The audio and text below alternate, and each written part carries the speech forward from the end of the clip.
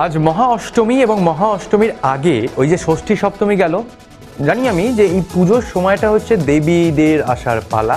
ষষ্ঠী সপ্তমীতে সেই জন্য তোমাদের জন্য ডিভাদের এনেছিলাম। আজ দেব।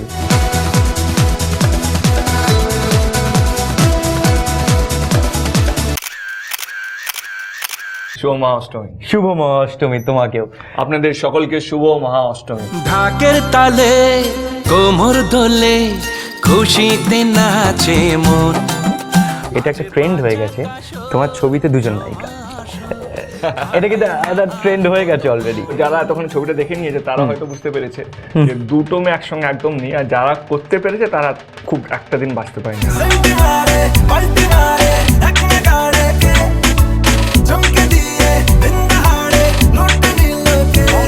এই যে ধরো বেরোলো পুজোতে ছেলেরা, বেরিয়ে মেয়েরা একদম পাক করে ঘুরে তাকাবে, এই ব্যাপারটা কি করে আনতে হবে? মানে নর্মাল, যেটা আমাকে একটু আগে জিজ্ঞেস করছিল আর কি, কে পুজোতে অষ্টমী দিন কি পড়া উচিত, কি আমাদের কিছুই না, জাস্ট বি নর্মাল। এর আগে আমাদেরকে প্রচুর কষ্ট করানোর চেষ্টা করেছে এরা।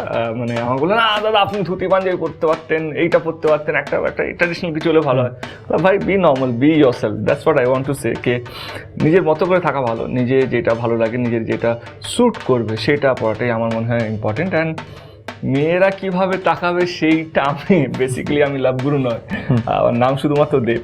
তো পুজো প্রেম ডেফিনেটলি শুনতে ভালো লাগে, বা পুজো প্রেম ডেফিনেটলি হলে ভালো হয়, খারাপ হয় না। বাট আমি খুব আনলাকি এই ব্যাপারটা।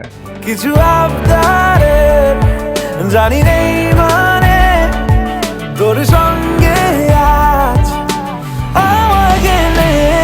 পুজোয় দেবের প্রেম হয় না, এখন তো ঘর থেকে বেরোতেই পারি না। এইটা তো তোমার মানে যেহেতু তুমি ফেমাস, যেহেতু তুমি সুপারস্টার, সেই জন্য। আরে পুজো প্রেমী যখন কথা হচ্ছে, তখন পুজোর মধ্যে আর তোমাকে বেরোতে হবে, প্যান্ডেলে যেতে হবে। এবারে সেইটা তুমি যদি না করতে পারো তো ঘরে বসে টিভি দেখা ছাড়া আর কি কাজ? সেই আর কি। যাই হোক, আচ্ছা ধরো তুমি যদি পুজোয় বেরোতে পারতে, লেট নাইটে হয়তো কোনো না কোনো সময় বেরোতে পারতে, তো চেষ্টা করি তাও নয়, কিন্তু আমি চেষ্টা করেছিলাম, বাট বিশ্বাস করে খুব একটা দূর যেতে পারিনি। সাউথ সিটি থেকে বেরিয়েছি, আর সাউথ সিটি একটু আগে গিয়ে আবার ফেরত চলে এসেছি। একটু শুনি কি হয়েছিল। মানে আমি সাউথ সিটি থেকে বেরোলাম, বাঁ দিকে গেলাম, জ্যাম আটকে গেলাম, হঠাৎ করে লোক রিয়েলাইজ করলো কি এইটা আমার সবে বিএমডব্লিউটা কিনেছিলাম।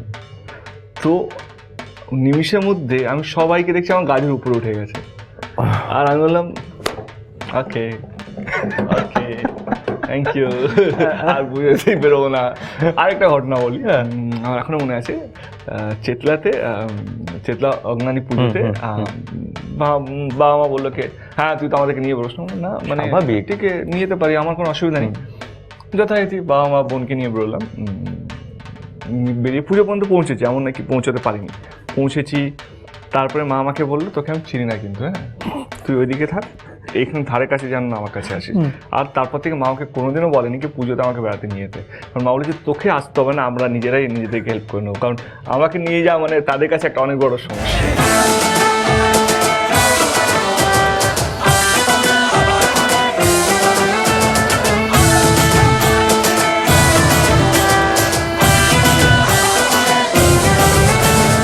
আপনাদের পুজোটা খুব ভালো করে কাটুক।